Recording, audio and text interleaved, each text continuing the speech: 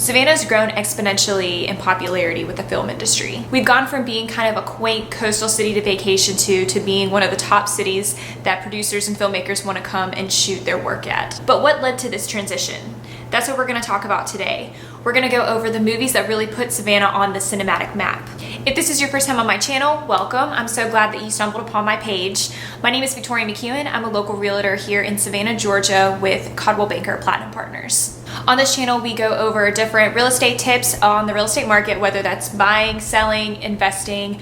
I give you kind of a sneak peek into what it's like to be a realtor, some tips, lessons I learned, etc. And also fun and exciting tips and things about the city of Savannah itself. If at the end of this video that sounds like something that you might be interested in, please be sure to give it a thumbs up and comment below, and as always, subscribe so you don't miss any of the new videos that I have coming out to you guys weekly. With all that being said, let's jump into the video.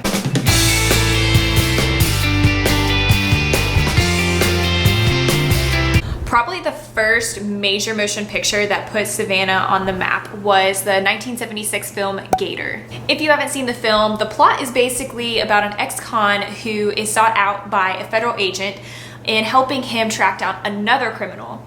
The federal agent actually uses his daughter as collateral, saying he'll lose her if he doesn't help her. So of course he jumps on board and they go after a manhunt on Bama McCall.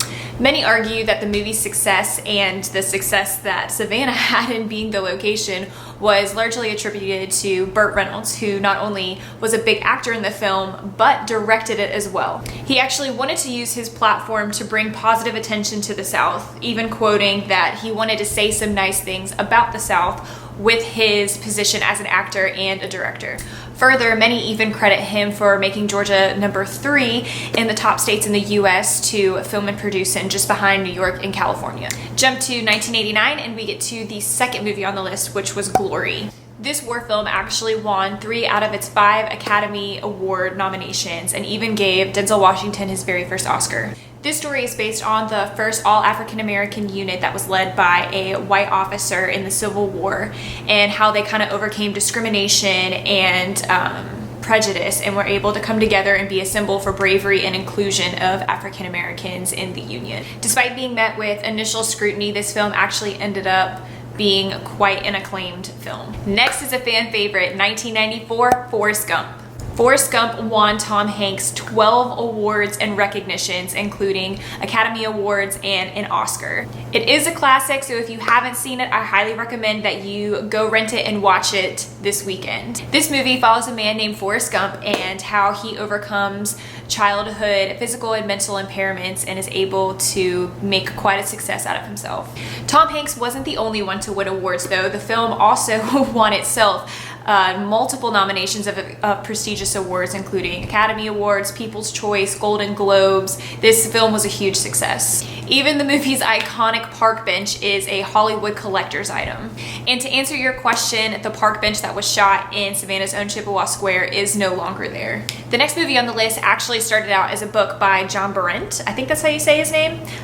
But it's the famous Midnight in the Garden of Good and Evil. This story is actually based on a real murder that happened in Savannah, Georgia. The book author, John, actually spent a lot of time interviewing various people from different class statuses all over Savannah to really capture the Gothic romanticism of the city, not just in the place itself, but also in the people that make it the place that it is. While the book set a record-breaking number of appearances on the New York Times bestsellers list, the movie did not get as well received. Even Clint Eastwood himself couldn't bring this book to life. However, I feel like that's not uncommon when you have a really great book.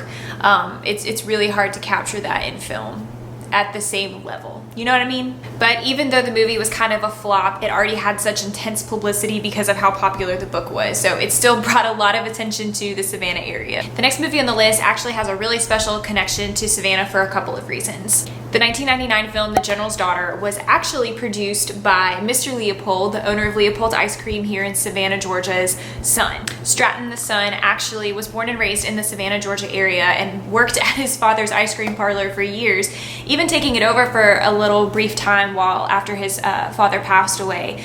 But he did end up deciding that he wanted to pursue his dream of being in the film industry. So he went off to be a big shot producer and came back to Savannah, his hometown, to shoot his first big film, The General's Daughter. To celebrate the film's big success, he ended up opening another Leopold's ice cream location, combining two of his loves. One, the old school ice cream parlor shop, and cinema. And that location is actually the famous one that is on Broughton Street still today. About 10 years later came a really big milestone in the film industry as a whole with the 2010 film, The Last Song. The city of Savannah and the state of Georgia itself actually decided to release some competitive incentives for film production to come to our area and shoot things. Such great incentives, in fact, that The Last Song production pulled out of North Carolina, where they were originally supposed to shoot, and came to Savannah. It was the first film to take advantage of these new tax incentives, and it was the first major motion picture to feature Tybee Island solely, or primarily, I guess you could say, primarily.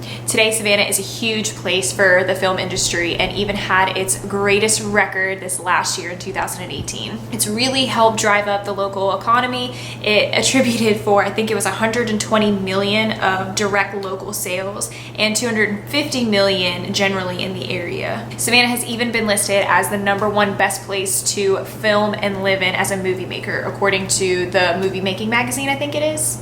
Yeah, Movie Maker magazine. And this is after it had already been in the top 3 list for 5 years in a row.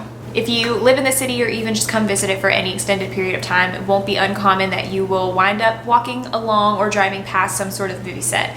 We have also housed a bunch of major motion pictures recently, like X-Men, Gemini Man, Ant-Man, and our latest Lady and the Tramp. Thank you so much for watching my video. If you enjoyed it, please be sure to give it a thumbs up or drop a comment below.